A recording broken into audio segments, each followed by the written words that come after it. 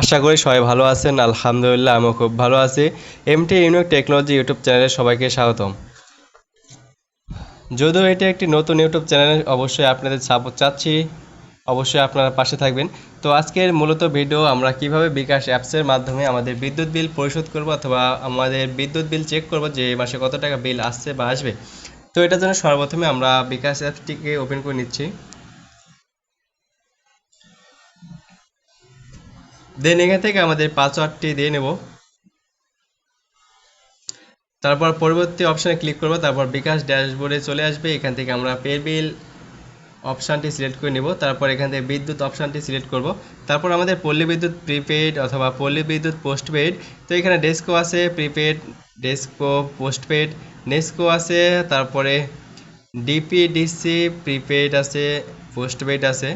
তো এখান থেকে আমাদের যেহেতু পল্লী বিদ্যুৎ পোস্টপেইড, পল্লী বিদ্যুৎ পোস্টপেইড হচ্ছে যেটা আমরা পুরো 1 মাস ইউজ করব, তারপরে টাকা দেব। আর প্রিপেইড হচ্ছে যেটা আমরা আগে আগে রিচার্জ করব, তারপরে বিদ্যুৎ ব্যবহার করা যাবে। তো আমাদেরটা পোস্টপেইড, যেহেতু এটা গ্রাম অঞ্চল। তো আমি এখান থেকে পোস্টপেইডটা সিলেক্ট করে নিচ্ছি। তারপর আমার মান্থ, আমি এপ্রিল মাসে বিলটা চেক করব কতটা বিল আসছে।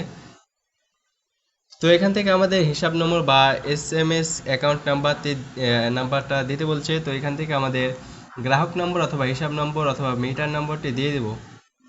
আপনাদের বিদ্যুৎ বিলে কাগজে অবশ্যই নাম্বারটি পেয়ে যাবেন, যেখানে দেখবেন যে হিসাব নম্বর অথবা গ্রাহক নম্বর লেখা আছে।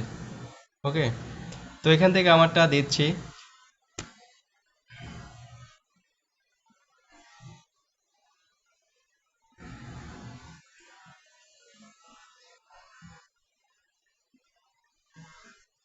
তো এখান থেকে আমার নাম্বারটা দিয়ে দিয়েছি। তারপর আমি পে বিল করতে এগিয়ে যাব।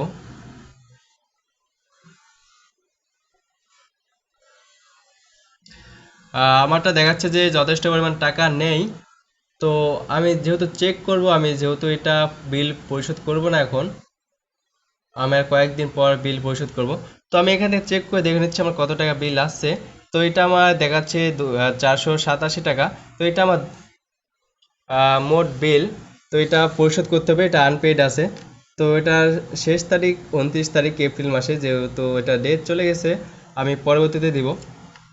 তো এই ছিল মূলত ভিডিও। আপনারা এইভাবে বিল দেখতে পারেন বা চেক করতে পারেন কত টাকা বিল আসছে। আর এখান থেকে আপনারা যদি বিল দিতে চান তাহলে পরের ধাপে যেতে ট্যাপ করতে হবে, যেটা নিচে দেখতে পাচ্ছেন। তো এইটার পরে আপনার বিকাশ পিন আবার চাইবে হয়তোবা, তারপরে আপনি বিদ্যুৎ বিল দিতে পারবেন। তো এই ছিল মূলত ভিডিও। ভালো লাগলে অবশ্যই পাশে থাকবেন, সাবস্ক্রাইব করবেন, আর অবশ্যই কমেন্ট করতে ভুলবেন না। এতক্ষণ সবাই ভালো থাকবেন, সুস্থ থাকবেন। আল্লাহ হাফেজ, দেখা হবে পরবর্তী কোনো ভিডিওতে।